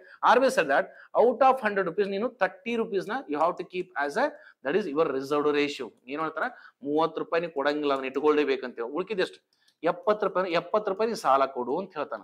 ಈಗ ನೋಡ್ರಿ, ಈಗ ರಿಸರ್ವ್ಡ್ ರೇಷಿಯೋ ಈಗ ನೋಡ್ರಿ ಡಿನಾಮಿನೇಟರ್ ರಿಸರ್ವ್ಡ್ ರೇಷಿಯೋನ RBI ಜಾಸ್ತಿ ಹಣವನ್ನು ನೀನು ರಿಸರ್ವ್ ಆಗಿ ಇಟ್ಕೊಂಡಾಗ ಏನತ್ರಿ ಇಲ್ಲೇನ್ ಬರ್ತದೆ ಉತ್ತರ ಕಡಿಮೆ ಬರ್ತದೆ. ಇಲ್ಲಿ ನೋಡ್ರಿ ನಿನಗ 50 ರೂಪಾಯಿ ನೀ ರಿಸರ್ವ್ ಇಟ್ಕೊಪ್ಪ ಅಂದಾಗ 50 ರೂಪಾಯಿ ಅಷ್ಟಾದ್ರ ಸಾಲ ಕಡಿಮೆ ಆಗತ್ತೆ. ಸಾಲ ಕಡಿಮೆ ಆದಾಗ ಏನಂತ ಇಲ್ಲೇಂದ್ರೆ ಡಿಪ್ಲೇಷನ್ ಆಗಕ್ ಸ್ಟಾರ್ಟ್ ಆಗತ್ತಿಲ್ರಿ. ಜನರ ಹತ್ರ ಗಳಿಕೆನೇ ಇಲ್ಲ ಅಂತ, ಒಂದು ಹಣನೇ ಇಲ್ಲ ಅಂದಾಗ ಅವ್ರು ಏನು ಖರೀದಿ ಮಾಡಲಿಲ್ಲ ಅಂತಂದ್ರ ಡೆಫಿನೆಟ್ಲಿ ಸರ್ಕಾರಕ್ಕೆ ಉತ್ಪಾದನೆ ಎಲ್ಲ ಸರ್ಕಾರಕ್ಕೆ ತೆರಿಗೆ ಹೋಗಲ್ಲ ಅಂತ ಹೇಳ್ತಾರೆ. ಅಂದ್ರೆ ನಿಮ್ಮ ಎಕ್ಸಾಮ್ಗೆ ಮನಿ ಮಲ್ಟಿಪ್ಲೈಯರ್ ಮೇಲೆ ಬಹಳ ಸಲ ಕೇಳಿದಾನೆ. So please read that concept. Next question. Okay. In which month has the private sector of India's economy recorded highest record growth? ಇಲ್ಲಿ ನೋಡ್ಕೊಡ್ರಿ, obviously ಪ್ರೈವೇಟ್ ಸೆಕ್ಟರ್ ಅಂತ ಬಂದಾಗ ಫಸ್ಟ್ ನೀವು ಅರ್ಥ ಮಾಡ್ಕೊಡ್ರಿ, what do you mean by that is sector. ಅಂದ್ರೆ ವಲಯ ಅಂದ್ರೆ ಅರ್ಥ ಇರ್ಬೇಕು. ನಾವು first we need to understand ವಲಯ ಅಂದ್ರೆ ಯಾವ್ದಾದ್ರು ಉದ್ಯೋಗದಿಂದ, ಇಫ್ ಎನಿ ವರ್ಕ್, ಯಾವ್ದಾದ್ರು ಉದ್ಯೋಗದಿಂದ ಸರ್ಕಾರ ನಥಿಂಗ್ ಬಟ್ ದೇಶಕ್ಕೆ ಅಥವಾ ರಾಜ್ಯಕ್ಕೆ ಆದಾಯ ಬರ್ತಾ ಇದ್ರೆ we consider as that is the sector. ಅಂದ್ರೆ ನೆನ್ಪಿಟ್ಕೊಡ್ರಿ, ಯಾವ್ದಾದ್ರು ಕೆಲಸದಿಂದ ಸರ್ಕಾರಗಳಿಗೆ ಆದಾಯ ಬರ್ತಿದ್ರೆ we consider that work we consider as a sector. What do you mean by sector? Any work which is going to bring revenue to the government we consider as a sector. ಹಾಗಾದ್ರೆ ನಮ್ಮಲ್ಲಿ ಪ್ರಸ್ತುತ ಎಷ್ಟಿದೆ primary, that is primary sector. obviously primary sector ಅಂದ್ರೆ any work which is not involve the machineries but practice by ancient method we call as that is primary sector. ಅಂದ್ರೆ ಯಾವುದೇ ಒಂದು ಉದ್ಯೋಗವನ್ನು ನಾವು ಯಂತ್ರಗಳ ಸಹಾಯ ಇಲ್ಲದೆ ನಮ್ಮ ಸಾಂಪ್ರದಾಯಿಕ ನಾಲೆಜ್ ಇಂದ ಮಾಡ್ತಿಲ್ಲ, ಅದಕ್ಕೆ ಏನಂತ ನಾವು ಪ್ರಾಥಮಿಕ sector primary sector V call as example ಕೃಷಿ ಇರ್ಬೋದು, ಹೈನುಗಾರಿಕೆ ಇರ್ಬೋದು, ಅಂದ್ರೆ ಎನಿಮಲ್ ಹಸ್ಬೆಂಡ್ರಿ ಇರ್ಬೋದು, ಮೀನುಗಾರಿಕೆ ಇರ್ಬೋದು, ಎಲ್ಲ ಪ್ರೈಮರಿ ಸೆಕ್ಟರ್ ಅಂತ ಬರ್ತಾರೆ. ಸೆಕೆಂಡ್ ವಲಯ ಏನ್ ಬರ್ತದೆ, ಸೆಕೆಂಡ್ ವಲಯ ದಟ್ ಇಸ್ ದ್ವಿತೀಯ ವಲಯ ಅಂತಂದ್ರೆ secondary sector. Anything which is manufactured using the machines. ಅಂದ್ರೆ ಇದಕ್ಕೆ ನಾವ್ ಅಂತ ಗೊತ್ತೀವಿ ಸೆಕೆಂಡ್ ಅಂದ್ರೆ ಇಲ್ಲಿ ಏನಿದೆ ನಮಗೆ ದಟ್ ಇಸ್ ಉತ್ಪಾದನೆ ಘಟಕಗಳು. ಮತ್ತೆ ಏನ್ ಬಂದ್ರೆ ಕೈಗಾರಿಕಾ ವಲಯ. ಥರ್ಡ್ ಏನ್ ಬರ್ತೀವಿ ನಾವು, third that is service sector. ಅಂದ್ರೆ ಟರ್ಷಿಯರಿ ಸೆಕ್ಟರ್ ಸರ್ವಿಸ್ ಸೆಕ್ಟರ್ ಅಂದ್ರೆ ಸೇವಾ ವಲಯ ನೆನಪಿಟ್ಟುಕೊಡ್ರಿ. ನೆಕ್ಸ್ಟ್ ನಾಲ್ಕನೇದು ಯಾವುದು, ಫೋರ್ತ್ ಯಾವುದು, ದಟ್ ಇಸ್ ಶಿಕ್ಷಣ ಸಂಸ್ಥೆಗಳು. ಅಂದ್ರೆ that is education institute and research institute ಅಂತ ಹೇಳ್ತೇವೆ. ಐದನೇದು ಯಾವ್ದು ಬರ್ತದೆ ನಮ್ದು, that is science and technology. ಅಂದ್ರೆ any work which is going to bring revenue to the government we call as that is sector ಅಂತ ಹೇಳ್ತೇವೆ. ಸೊ ಹೀಗಾಗಿ ಪ್ರಸ್ತುತವಾಗಿ ಭಾರತ ಕೇಂದ್ರ ಸರ್ಕಾರಕ್ಕೂ ಮತ್ತು ರಾಜ್ಯ ಸರ್ಕಾರಕ್ಕೂ ಅತಿ ಹೆಚ್ಚು ಆದಾಯ ತರೋದು ಯಾವ್ದ್ರಿ, ದಟ್ ಇಸ್ ಸೇವಾ ವಲಯ. ಅಂದ್ರೆ ರೈಟ್ ನಾವು ಸೆಂಟ್ರಲ್ ಇರ್ಬೋದು ಅಂಡ್ ಕರ್ನಾಟಕ ಸ್ಟೇಟ್ ಇರ್ಬೋದು, ಅತಿ ಹೆಚ್ಚು ಆದಾಯ ಬರೋದು ಸೇವಾ ವಲಯ. ಅಂದ್ರೆ IT-BT ಅಂದ್ರೆ ನಮಗೆ IT ಕಂಪ್ನಿಯಿಂದ ಬರ್ತವ್ರಿ, IT ಕಂಪ್ನಿ. ಸೊ ಹೀಗ ಏನಂತಾರೆ ಇಲ್ಲಿ ಮಂತ್ ಕೊಟ್ಟನ, ಇದು ಈ ಕರೆಂಟ್ ಅಫೇರ್ಸ್ ಯೂಶಲಿ ಸೆಕೆಂಡರಿ ಅಂದ್ರೆ ಈ ಕರೆಂಟ್ ಅಫೇರ್ಸ್ ನಿಮ್ಮ ಸೆಂಟ್ರಲ್ ಗೌರ್ಮೆಂಟ್ ಎಕ್ಸಾಮ್ ಬಹಳ ಯೂಸ್ ಆಗತ್ರಿ. ಐ ಥಿಂಕ್ ಯಾವ್ದೋ ಗ್ರೂಪ್ C ಎಕ್ಸಾಮು ಇಲ್ಲಕ್ಕೆ ಇದ್ದಾರೆ. ಪ್ರಸ್ತುತವಾಗಿ ಭಾರತಕ್ಕೆ ಈ ಕೆಳಗಿನ ಯಾವ ವಲಯದಿಂದ ಅತಿ ಹೆಚ್ಚು ಆದಾಯ ಬರುತ್ತೆ ಅಂದ್ರೆ ದಟ್ ಇಸ್ ಸರ್ವಿಸ್ ಸೆಕ್ಟರ್, ಅಂದ್ರೆ ಸೇವಾ ವಲಯ ಟರ್ಷಿಯರಿ ಸೆಕ್ಟರ್ ಅಂತ ಹೇಳಿದ್ರೆ. ಇಲ್ಲಿ ಪರ್ಟಿಕ್ಯುಲರ್ ಮಂತ್ ಕೇಳ್ತಾರೆ ಅಂದ್ರೆ ಇದಕ್ಕೆ ಸರಿಯಾದ ಉತ್ತರ obviously ಈ ತಿಂಗಳ ಕರೆಂಟ್ ಅಫೇರ್ಸ್ ಈ ತಿಂಗಳದೇ ಇರ್ದ್ರಿ. ಅಂದ್ರೆ ಕಾಮನ್ ಸೆನ್ಸ್ ಯೂಸ್ ಮಾಡ್ಬೋದು. ಸರ್ ನೆಕ್ಸ್ಟ್ ಏನ್ ಕೇಳ್ಬೋದು ನಾವು, ನಿಮಗೆ ಶಿಕ್ಷಣ ಸಂಸ್ಥೆ ಮೇಲೆ ಕ್ವಶನ್ ಆಗ್ಬೋದ್ರಿ. ಸೊ ಪ್ಲೀಸ್ ನಿಮಗೆ ಇಲ್ಲಿ ಪರ್ಟಿಕ್ಯುಲರ್ಲಿ ಮಂತ್ ಕೇಳತ್ತ ನಾವು, that is tertiary sector, that is August ಅಂತಲ್ರಿ. Next one, in which state has been announced establishment of country's 22nd Indian Institute of Management? This is also very very important. ನಾ already ಹೇಳಿದ್ನಲ್ರಿ, that is fourth sector newly add ಆಗೈತಿ. Fourth fifth sector newly add ಅಂದ್ರೆ 4ನೇ ವಲಯ ಮತ್ತು ಚತುರ್ಥಿ ವಲಯ ಮತ್ತು ಪಂಚ ವಲಯ ಅನ್ನೋದು ಯಾವ ರೀಸೆಂಟ್ಲಿ ಆಡ್. ಫಸ್ಟ್ ಎಲ್ಲ ಓಲ್ಡ್ ಬುಕ್ ಅಲ್ಲಿ ಮೂರಿದ್ದು fourth sector. Okay, fourth sector ಅಂತ ಏನ್ ಹೇಳಿದ್ನ, that is educational institutions and research institution. ಇವಕ್ಕೆಲ್ಲ ನೋಡ್ರಿ 4ನೇ ಲೆಕ್ಕ ನೋಡ್ರಿ. ಒಂದು IIT ಕಾಲೇಜ್ ಸ್ಟಾರ್ಟ್ ಆಗುತ್ತಂದ್ರ ಎಲ್ಲ ಬೆಲೆನೂ ಏರ್ತು ಮತ್ತು ವ್ಯಾಲ್ಯೂ ಬರ್ತದೆ ಅಂತ ಹೇಳ್ತಾರೆ. ಸೊ ಹೀಗಾಗಿ ನೋಡ್ಕೊಡಿ, ಇಲ್ಲಿ ಎಜುಕೇಶನ್ ಸೆಕ್ಟರ್ ಅಲ್ಲಿ I will go by two things.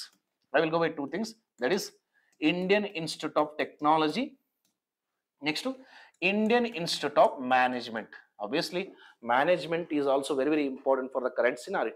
ಇಲ್ಲಿ ನೋಡ್ರಿ, ಭಾರತದಲ್ಲಿ there are 2 universities are very popular. That is Indian institute of technology, that is IIT, and Indian institute of management ಅಂತ ಇರ್ತಾರೆ. ಹಾಗಾದ್ರೆ ನೆಕ್ಸ್ಟ್ ನೋಡ್ಕೊಡ್ರಿ ಸರ್, ಇಲ್ಲಿ ನೋಡ್ಕೊಡಿ, ಇದು ಯಾವಾಗ ಸ್ಥಾಪನೆ ಆಗಿದೆ? When exactly it was establish? That is 1950. ಇದು 61. ಅರೆ ನೋಡ್ರಿ 1960. Okay, I think last class ಕೇಳಿ ಅನ್ಕೊಂತಾನ. ವರ್ಲ್ಡ್ ಬ್ಯಾಂಕ್ ನ ಮೂಲತಃ ಹೆಸರು IBRD 1944. 1960 ಬರುತ್ತೆ, ಏನಾಗತ್ರಿ? ವರ್ಲ್ಡ್ ಬ್ಯಾಂಕ್ 2 ಬ್ರಾಂಚ್ ಮಾಡ್ಕೊಂತತ್ರಿ. ಓಕೆ, ಆಕ್ಚುಲಿ ವರ್ಲ್ಡ್ ಬ್ಯಾಂಕ್ ಮೂಲತಃ ಹೆಸರು IBRD.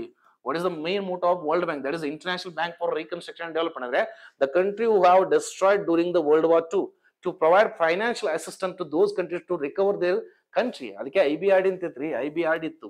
ಅದಕ್ಕೆ ಏನ್ ಮಾಡ್ತಾರೆ, ಬರ್ತಾ ಇವರೆಲ್ಲ ಬರೇ ಕೊಡ್ತೀರಿ, ಯುರೋಪ್ದವ್ರಿಗೆ ಸಾಲ ಕೊಡಾಕತ್ತಾರೆ. ಆಮೇಲೆ ಎಲ್ಲ ಜಗಳ ಮಾಡಿದ್ಮೇಲೆ ಹೇಳ್ತಾರ ದಟ್ ಇಸ್ 1960ಗೆ ಇವ್ರದೊಂದು ಬ್ರಾಂಚ್ ಎಕ್ಸ್ಟೆಂಡ್ ಮಾಡ್ಕೊಂತಾರೆ. ಅದಕ್ಕೆ ನಾವು IDA ಅಂತಿತ್ತು, ಇಂಟರ್ನ್ಯಾಷನಲ್ ಡೆವಲಪ್ಮೆಂಟ್ ಅಸೋಸಿಯೇಷನ್. ಅದೇ ಟೈಮ್ ನೋಡ್ಕೊಡಿ, management is also very very important, right? That's why 1961. ಹಾಗಾದ್ರೆ ಇದು ಹಾಗಾದ್ರೆ ಯಾವ ಕಾಯ್ದೆ ಅಡಿಯಲ್ಲಿ ಇವುಗಳನ್ನು ನಾವು ನ್ಯಾಷನಲ್ ಇನ್ಸ್ಟಿಟ್ಯೂಷನ್ಸ್ ಅಂತ ಹೇಳ್ತೀವಿ? ಅಂದ್ರೆ ಇವು ರಾಷ್ಟ್ರೀಯ ಪ್ರಾಮುಖ್ಯತೆ ಇರುವ ಸಂಸ್ಥೆಗಳು ಅಂತ ಹೇಳ್ತಾರೆ. ಸೊ ನೆನಪಿಟ್ಟುಕೊಡ್ರಿ, ಎಕ್ಸಾಮ್ ಅಲ್ಲಿ ಕೇಳ್ಬೋದ ಸರ್, ಯಾವ ಕಾಯ್ದೆ ಮುಖಾಂತರ IIT ಸೆಕ್ಯೂರಿಟಿ ಸಿದ್ರಿ?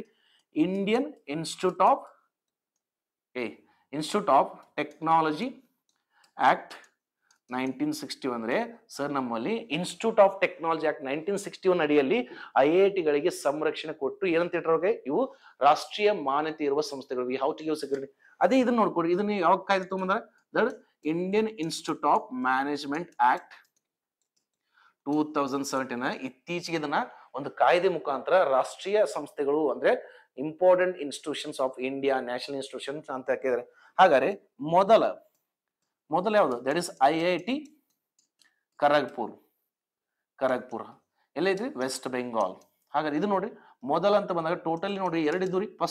ಫಸ್ಟ್ ಒಂದೇದು IIM ಕಲ್ಕತ್ತಾ.